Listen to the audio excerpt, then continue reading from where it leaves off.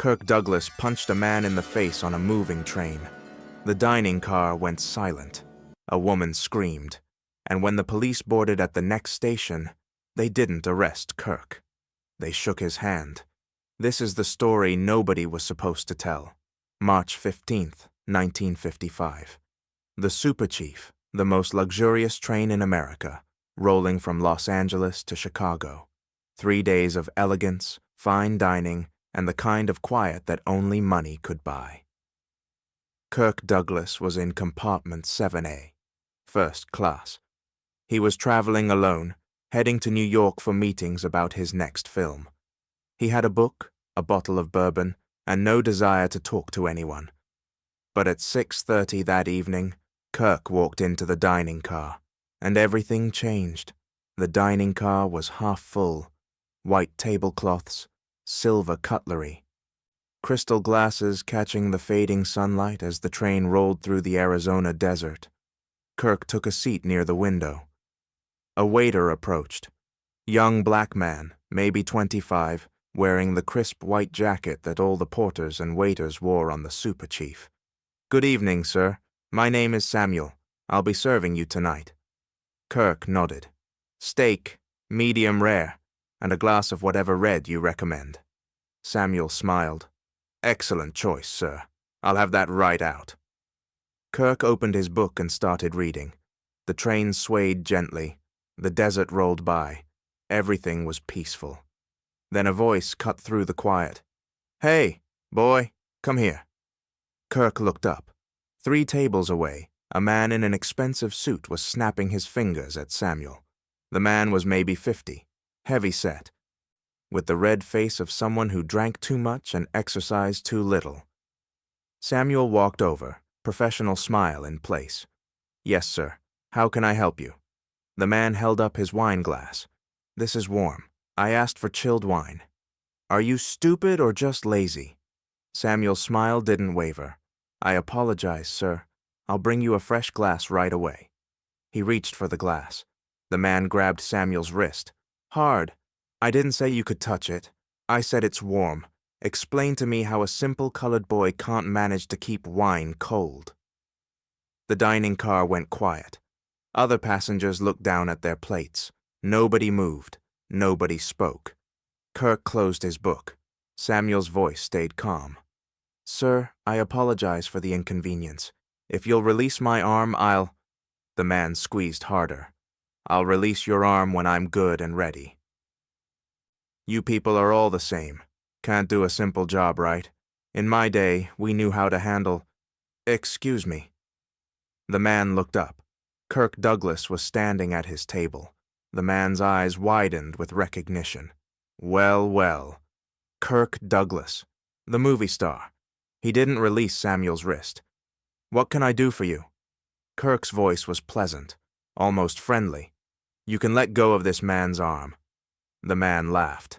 This is between me and the help. None of your concern, Mr. Movie Star."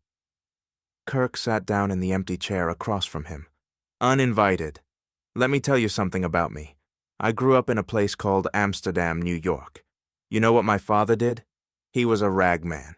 He collected garbage. We were so poor, some nights we didn't eat." The man's smile flickered. "I don't see what that has to do with—" "I'm not finished." Kirk's eyes were ice. "When I was a kid, people looked at my family the way you're looking at Samuel right now. Like we were less than human. Like we didn't deserve basic dignity." Kirk leaned closer. "I swore to myself that if I ever had power, I would never let anyone treat another person that way. Not in front of me. Not ever." The man's face reddened. "Are you threatening me? I'm educating you." Kirk glanced at Samuel's wrist, still trapped. Now let go of his arm. The man didn't move. Kirk smiled. That cold smile that made villains in his movies terrifying. "Let me explain what happens next. Either you let go of his arm and apologize, or I'm going to make you let go. And then I'm going to make sure every reporter in Chicago knows that Harrison Wells III spent his train ride assaulting a waiter." The man's face went white. "How do you know my name?"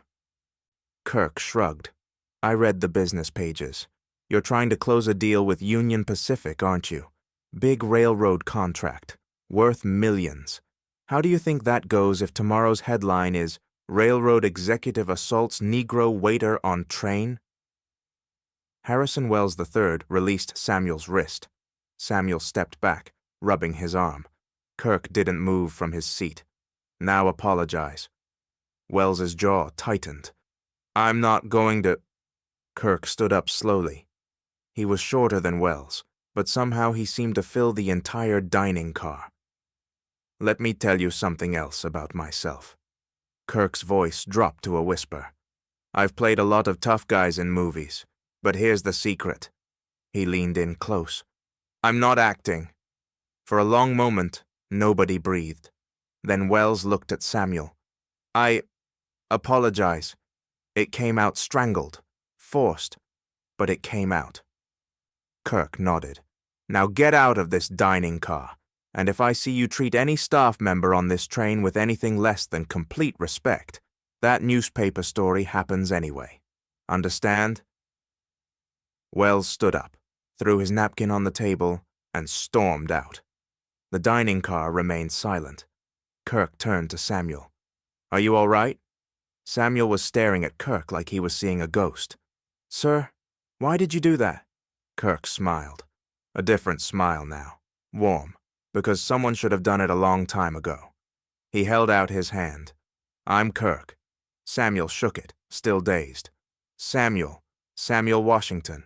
Nice to meet you, Samuel. Now how about that steak? But here's what Kirk didn't know. Samuel Washington wasn't just a waiter.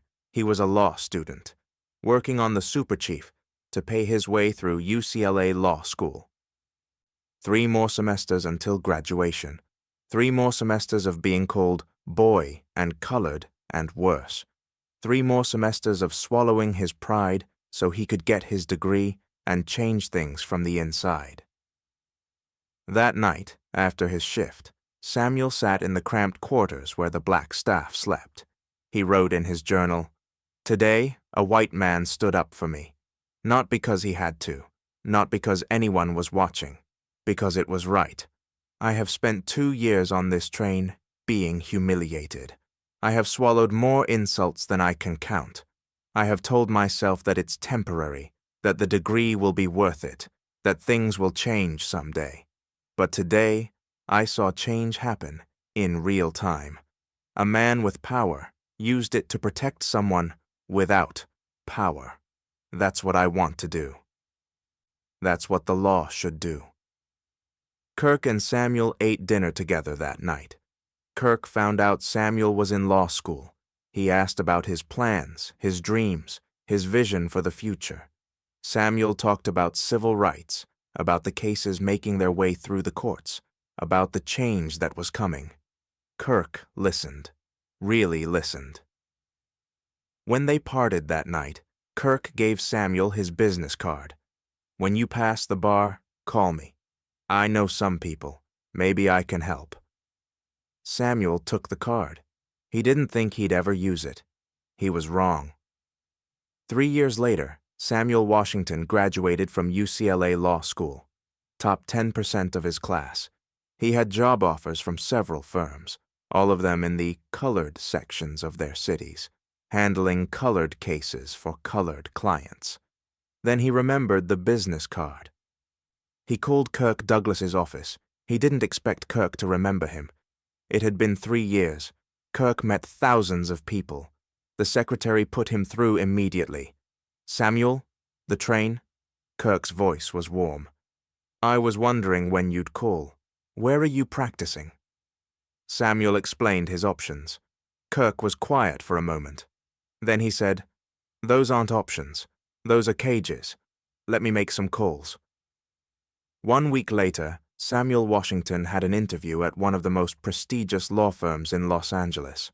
Not the colored section, the main office. He got the job. But here's the part that makes this story legendary. Samuel Washington didn't just become a lawyer. He became one of the most important civil rights attorneys of his generation. In 1963, He was part of the legal team that worked on landmark housing discrimination cases. In 1968, he helped draft legislation that would become the Fair Housing Act. In 1975, he argued before the Supreme Court, and in 1985, 30 years after that night on the train, Samuel Washington was appointed to the federal bench. Judge Samuel Washington, the first black federal judge in his district. At his confirmation hearing, a senator asked him what inspired his career in law. Samuel smiled. "A man on a train." The senator looked confused. Samuel explained, "When I was 25 years old, I was working as a waiter to pay for law school. A man grabbed my wrist and called me names I won't repeat in this chamber. I was ready to quit, ready to give up, ready to accept that this was how the world worked." Samuel paused, and then Kirk Douglas walked over and changed everything. He didn't have to. He had nothing to gain, but he stood up for me anyway. And in that moment, I learned what courage looks like. Not the kind in movies, the real kind, the kind that costs you something. Samuel looked at the senators. "I have spent my career trying to be worthy of that moment. Every case I've taken, every person I've defended, every law I've helped write, all of it goes back to a dining car on the Super Chief in 1955. When the story got out, reporters tracked down Kirk Douglas for a comment. Kirk shrugged. "I remember that night. I remember Samuel. He was a good kid. But I didn't make him a judge. He did that himself. I just told a bully to let go of his arm. That's not courage. That's basic decency." The reporter pressed him. "But you used your fame, your power, to protect a stranger. Doesn't that mean something?" Kirk thought about it. "I'll tell you what it means. It means I got lucky. Lucky enough to have power. Lucky enough to be in that dining car at that moment. The only question is what you do with luck like that. Do you keep it for yourself, or do you share it?" Kirk smiled. "I've never been good at keeping things for myself. And sometimes, if you look closely at the old photographs from Hollywood's golden age, you can still see it. Not the fame, not the awards, but the look in a man's eyes when he chose principle over comfort." Kirk Douglas played tough guys on screen, but off-screen he was tougher. In an industry built on pretending, his courage was the only real thing that lasted. Is there a moment in your life where you wish someone had stood up for you, or a moment where you stood up for someone else? Hollywood has many secrets, but these are the ones worth telling. If you want to know the real stories, the ones they didn't put in the magazines, you're in the right place. We are peeling back the curtain on the man who never bent. If this story moved you, hit that like button and subscribe to Kirk Douglas, the man who never bent. We are just getting started. There are stories about Bert, about Spartacus, and about the moments that defined a legend. You don't want to miss what's coming next. Leave a comment below. What would you have done in Kirk's position? I'll see you in the next video. Never bend.